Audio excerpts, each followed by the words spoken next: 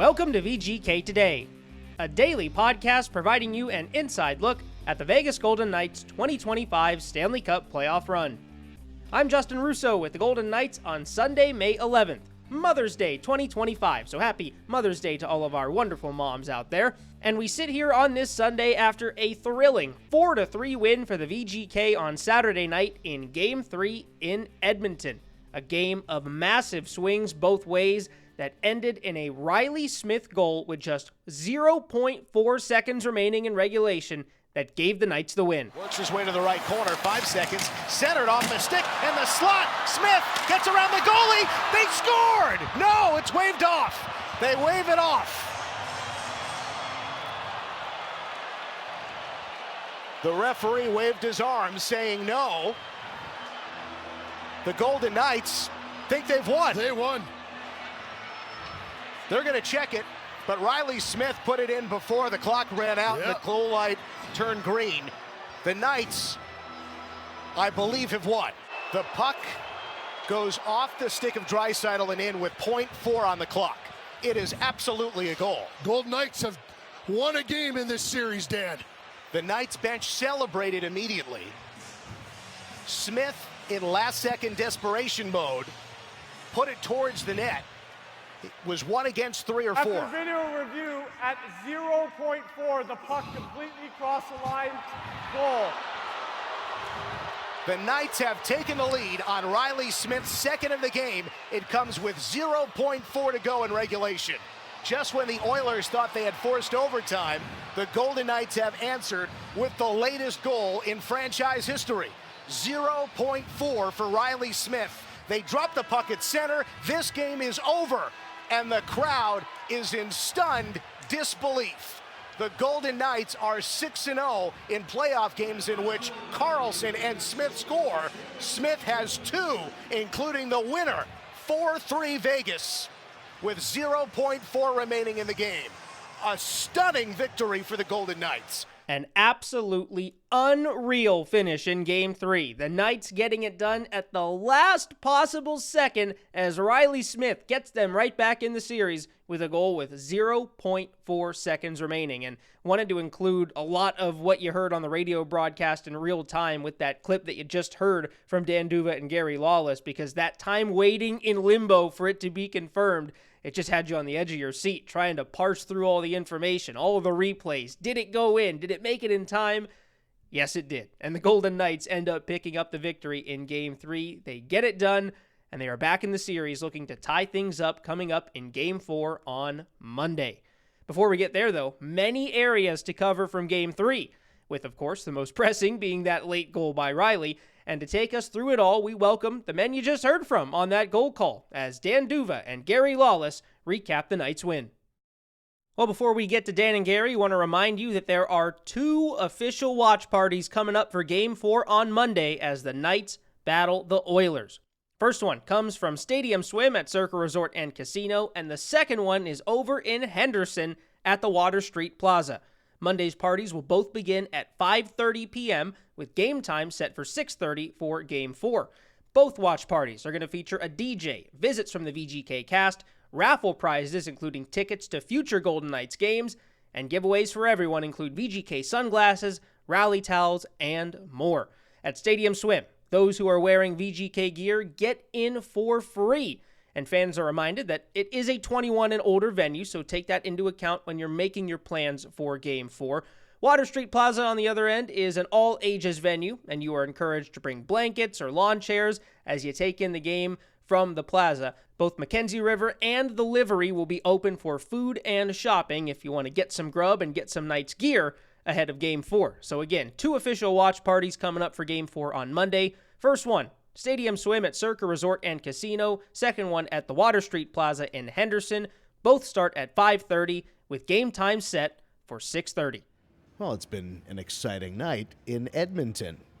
Dan and Gary here, reconvening after the radio broadcast and after the postgame press conferences and media availabilities. Gary and I have not spoken since we signed off. Gary went down to Bruce's postgame press conference and chatted with some folks. So, Gary, paint the picture for us. What was it like down at event level after the Knights win? Well, the first thing that when I got downstairs was that I saw, I went into the Golden Knights dressing room, and media availability had just ended, and the players were, hydrating, having some food, riding bikes, doing all that post-game stuff that you do, and everybody from the support staff to the players to the coaches had a smile on their face.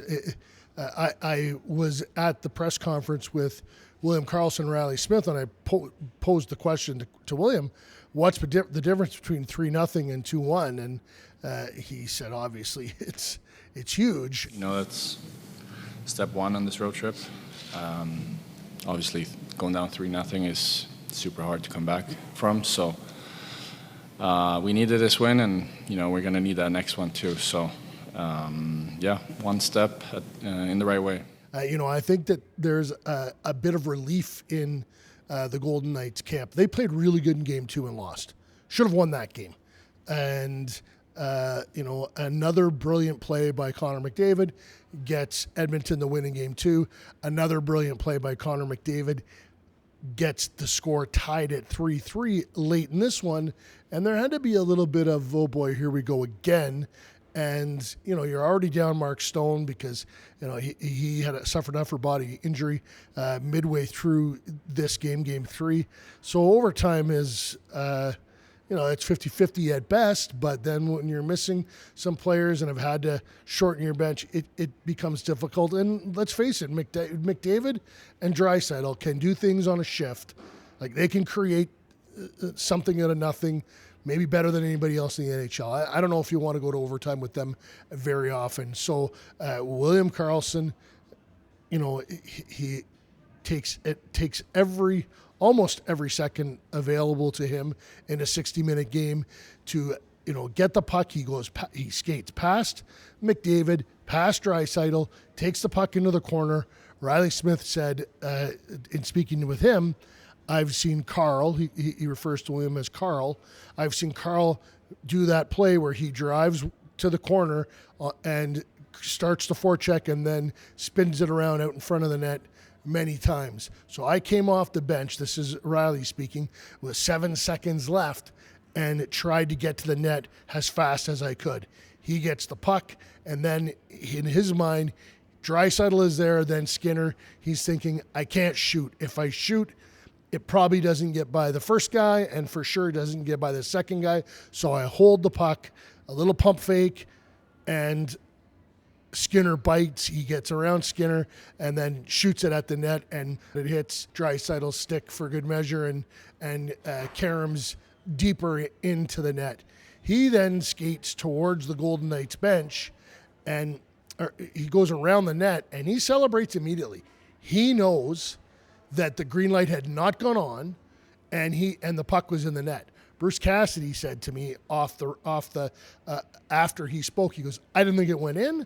I saw the ref say no, and I saw the green light. He goes, but I was confused because Smitty was celebrating. And you go back to when the Chicago Blackhawks beat the Philadelphia Flyers in the Stanley Cup, and Patrick Kane scored that overtime winner, and no one else on the ice knew it was in, and he comes to the bench and goes, that's in, boys, it's over. It was a very similar moment. All the Golden Knights, there weren't tablets on the bench then.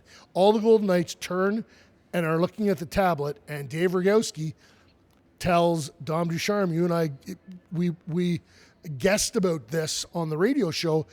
Dave Rogowski tells Dom Ducharme, good goal, that's a good goal.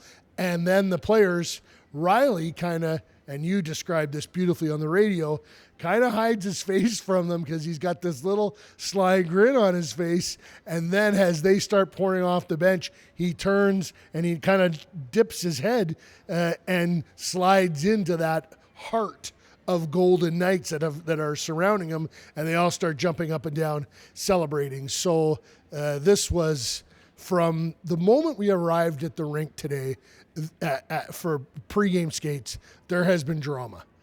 Calvin Pickard, we find out, is injured and can't play. So Stuart Skinner, who struggled mightily against the Kings, is in the net. Braden McNabb, we don't see him, but there's talk going around the building that he's in the building. And then we find out, yes, he's here, but he's not taking the morning skate. And Bruce Cassidy says he's day to day. The way the question was asked of Bruce, they didn't pin him down, and he didn't rule Braden out for tonight. Then we get to the rink, and you and I are setting up in the booth, and there's talk that maybe Braden is going to take the warm-up. And then all the Golden Knights come out, and he's not there. And you and I are looking down. We're waiting. And then all of a sudden, with no helmet, Braden McNabb comes down the tunnel and out for the pregame warm-ups. But then we're told it's truly a game time decision.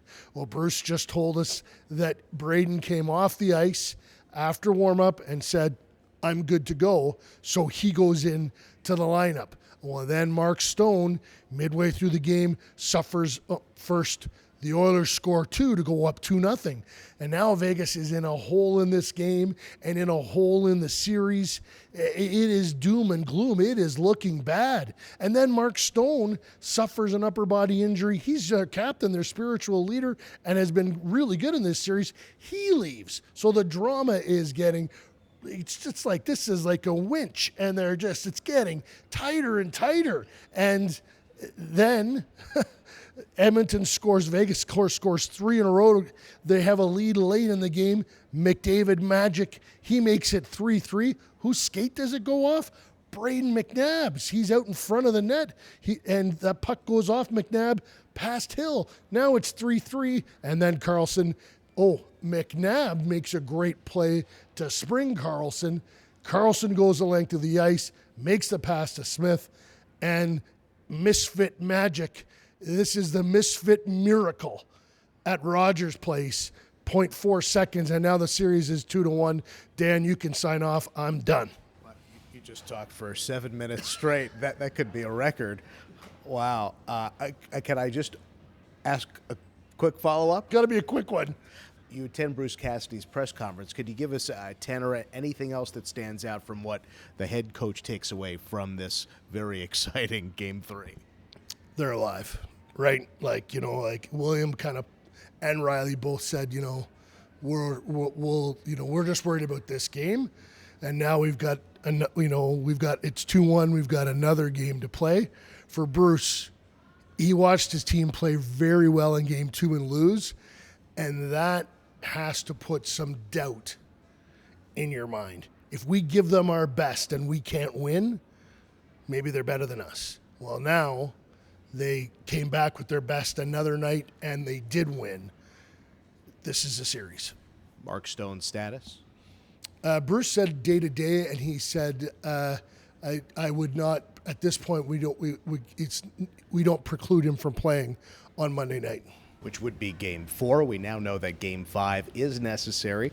The series will go at least 5. It'll be in Edmonton on Monday, then back in Las Vegas on Wednesday. Gary, thanks. All right, Danny. Well, an easy show for Dan today, as Gary had many thoughts on Game 3, but a really good recap there by Gary of the events that transpired late in that game, and a nice job of really setting the scene of how crazy of a game it was before puck drop, just how crazy the day was overall, with injuries on both sides, the fine for Nick Waugh, and just everything that happened in Game 3. Just wild times here in Round 2 between Vegas and Edmonton, and par for the course when these two teams clash in the postseason, it seems. Drama at every turn, and we'll see where it goes next as the Knights aim to tie the series on Monday in Game 4. We'll step aside, and when we come back, we'll get reactions from around the VGK locker room, and we'll start with head coach Bruce Cassidy. Well, Golden Knights fans, the Knights win in Game 3 means that they will be back for a Game 5 in Las Vegas at the Fortress as they continue their battle with the Edmonton Oilers. So if you want to check out Game 5, head on over to VegasGoldenKnights.com for tickets to watch the Knights in action. Also a reminder that you can check out the official VGK mobile app because it's the easiest way to keep up with the team. Plus, fans with the app will have a chance to win tickets to select playoff games. Download it today for Apple or Android. 1, where does that rank on the exciting finishes that you've seen? And 2, for this group to be down 2-0 in the first and be the ones on the comeback side, just what does it say about the resilience of the group? Yeah, we know we got good character in the room, so obviously we got to correct some things the way we started. You want to put yourself in that hole, but there's a lot of hockey left. And we know we have the ability to come back. We can score goals. So that part isn't going through your mind that you can't do it. It's more about, hey, we got to put the brakes on what's going on right here and get back to managing our game better. So that's what we were able to do, and sure enough, we claw back into it. So checked very well from then on. So that's a big positive for us. Dangerous offensive team, you got to be able to do that. Credit to the guys for not opening up the game, trying to get it all back at once. You chip away, you got 50, whatever it was, 4 minutes left to do it. So, and then the finish, you don't see too many of them. Good for us to get one go in our favor this year. Regular season, a couple of buzzer beaters didn't go our way. It seemed like, I think it was Dorofiev, a couple of games in a row. Didn't see it coming, to be perfectly honest. When Karlsson disappeared on the bench side, you can't see what's going on over there. All of a sudden, the puck comes to the slot. Referee's waving the goal off. You think, another one, but got in under the wire. So fortunate because to get a break there, because in reality, they got a break on the third goal, right? Goes in off our guy. So I guess maybe the hockey gods even some things out. Bruce, it seemed like the arena went quiet, and it seemed like your bench knew that you had won before anyone else. Can you just take us through the sequence of events and how that unfolded? Yeah, well, we have the monitor down. It's in real time, so Rogie, our video coach, backed it up, and we saw it, .4, it went in. So everyone's looking at it, and we're obviously all excited because, listen, it was a hard-fought game, and we got something to go in our favor, right? Get us back in the series. So, listen, you leave it all out there, and the fractions of a second, can break your heart or do the opposite, right? So, that's kind of what happened. Not just the last play, but can you talk about Karlsson all night? Because it seemed like he did a lot for you tonight, as he usually does, but just specifically tonight and then that last play, what he can do there. Well, the last play is just a impressive play by Nabber to get the puck off the wall to him to break it out, to sort of just get out of our end with 8 seconds to go, right? So now I'm thinking, well, we'll get the red line, get it in, we're into overtime, regroup, but then he attacks. So good heads-up play. I think he saw Smitty coming late, figured, well, I'll throw it through there. What the heck? I mean, those two guys have chemistry. I think they could speak to it better than me, but take that play out of there, scores the third goal, attacking the net, getting through the neutral zone. But his value in this, you get on the road, he's a real good player, I find, against top skill. So we want to use him against McDavid or Draisaitl or both, depending on how they're deployed. A little tougher on the road, so he's kind of getting moved around a little bit, but he knows that's a big part of his job, to help with that part of the game, to check well, be above people, but never seems to take away from his offense. His numbers are down this year a little bit, but I think that's all injury related, to be honest with you. So he's just a big piece of the puzzle for us. He plays in all situations and very reliable guy. Played wing in the last series for 3 games and helped turn that around in a checking role and still create, manage some offense. So both sides of the puck, coach's dream, right? Guys that do both. Do you have any update on Mark Stone, and then maybe how did you manage the game without him? Well, he'll be listed as day-to-day. I don't, we'll see tomorrow how he's feeling. Obviously didn't return. We saw that, but it doesn't preclude him from playing the next game. We'll know more tomorrow. We managed quite well. It seemed the guys wanted to pick him up. And what it does, it allows other players like a Reilly Smith to get more opportunity. And he's a right winger, shoots left, righty, but he got more opportunity to play and took advantage of it. So we had Nick Waugh on the right side a little bit at times. So he just used different people. Good for the bench to be sharp. Everyone kind of with the line changes because guys were going from the left to right side. So, we didn't get stuck on a bad change at all with that, moving people around. It's loud in there. My voice isn't great right now, so I'm screaming at the top of my lungs to make sure they hear the guys. And but like I said, it's just opportunity for other players to get a few more minutes. We have a lot of good players in our team, and they stepped up. We'd like to have Mark back, obviously. Hopefully it's nothing serious. He's a big part of our team, but guys got to know they got to dig in. We missed Petro earlier. We've missed Pav. So it's going to happen. It's going to happen. Every team misses players this time of year, and you got to soldier on.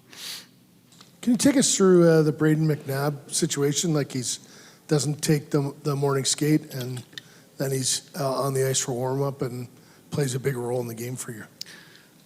Yeah, well, Naber, we saw him leave the game the other night. We didn't know the extent of the injury. Next day, usually get much more clarity. He's here getting treatment. Weren't sure if he'd play. Didn't put him on the ice because we didn't want to have him to go through anything that strenuous, shooting pucks, whatever the case may be. So give it an extra 7 hours, whatever it is, and put him out there for warm-up. If he feels he can play, he goes. It's his call. He was medically cleared, so if he can go out and do it and handle it, comfortable, uncomfortable, whatever, that was kind of up to him. He came in and said he was ready to go, so he goes in the lineup.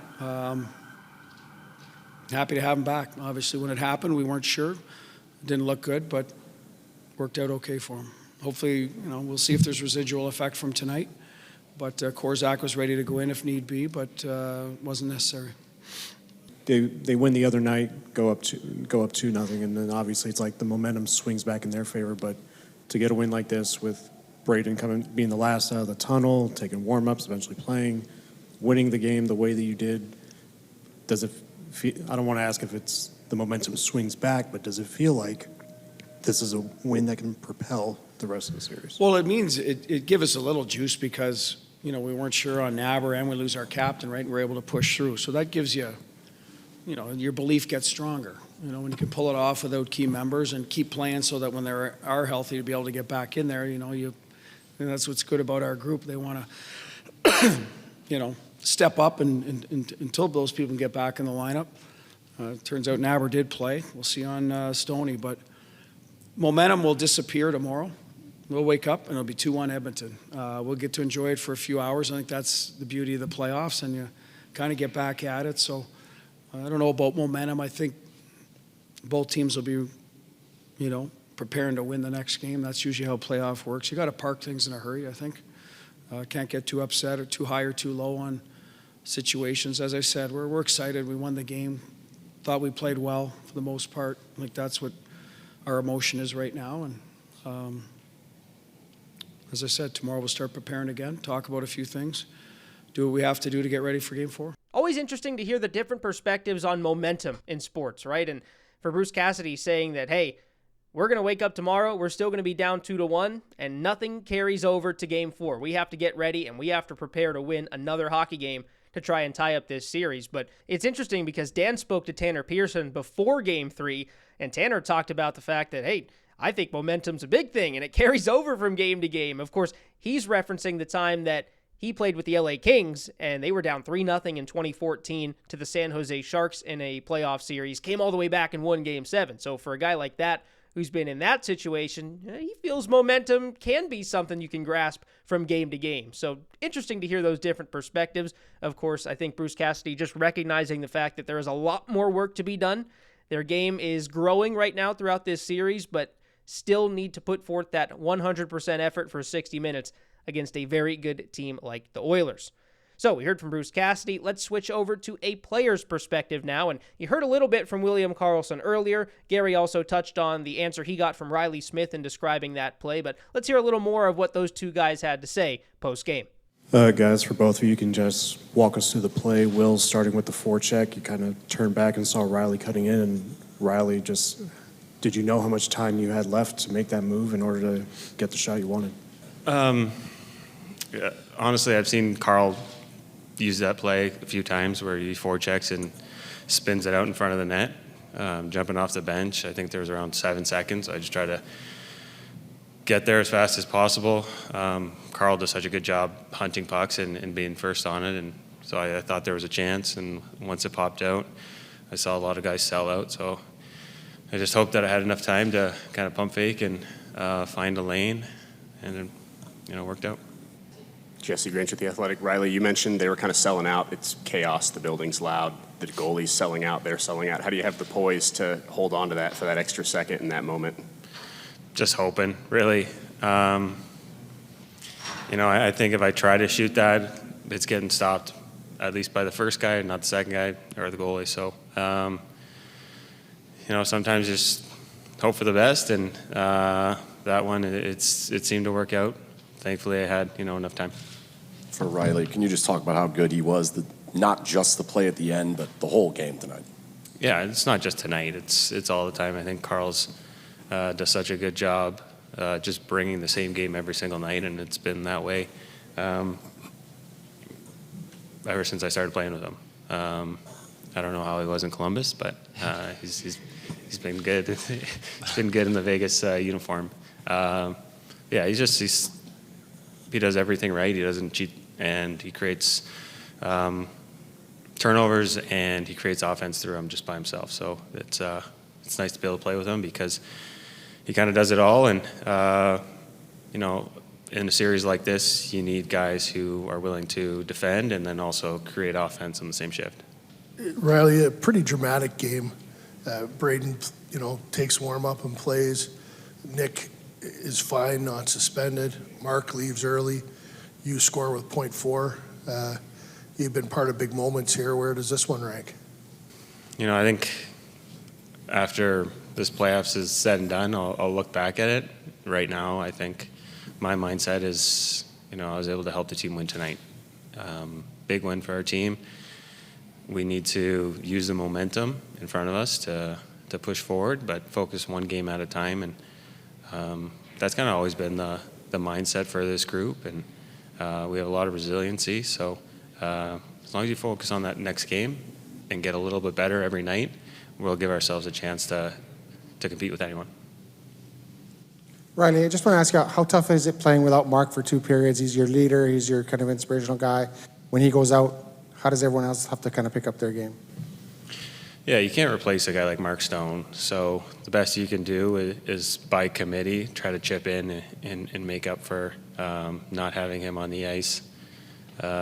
Like you said, he's a great player, but he's also a great leader in the locker room. So everyone just has to do a little bit more, and I think that's going to be our mindset for the rest of the game, and we'll see what happens the rest of the series. But I think the strength of this group is the parity within our lineup, and everyone is itching for more opportunity, and I think that goes a long way. There's opportunity in every game, and when players get a little bit more ice time, it's a great feeling to be able to prove something for yourself and to help the group. So I think everyone kind of relishes that, and we'll need that going forward. And William, can you just give me a thought on this team's resiliency? Down 2-0, you lose your captain, you give up a late goal to tie it. Just the way you guys just keep coming back and keep coming at them. I think that's something we've had for a long time. There's been, even during the regular season, there was a game we came back and won and stuff like that. So yeah, the mentality's there. The boys doesn't give up, and it's a good strength to have in a team. And just got to carry on and keep that mindset. Well, we've heard from the head coach, and now we've heard from the 2 players involved in that game-winning goal for Vegas in Game 3. But want to get some reaction from the guys that weren't on the ice, that maybe weren't that sure that the puck went in. So let's take a listen around to Noah Hannafin, Nick Hague, and Nick Waugh as they describe what they were thinking at the time of the goal. I'm curious how confident you were that one beat the buzzer. I wasn't, because I kind of just got on the ice. I couldn't really see it, but then Smitty and Carly seemed to think right away that it went in. So I was optimistic when I saw their reaction. So just it was a huge goal, great patience, great effort by Carly at the end there, and we played a good game. We deserved to win that game, and it was huge to come away with the win. Can you just take us through that last moment, maybe the bench exploding when they figured out that it actually was a goal? Yeah, like I said, I couldn't really tell what had happened. I was asking Smitty, he thought it went in, and then the whole bench erupted, and they were the only guys in the entire building making noise. So I was pretty pumped. That was one of the craziest things I've ever seen in a hockey game.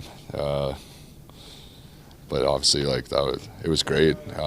Great play. I just watched it, actually. I'm pretty sure I was just getting ready for overtime. But, the patience there is unbelievable. And thank God it was good, because we were celebrating. We saw it on the bench and had a feeling it was going to be good. And that got backed up. So it was nice. You mentioned the play. What does it say that they're still making those plays that close? I mean, I'm sure overtime is what a lot of people are thinking at that point. Yeah. Just the patience, right?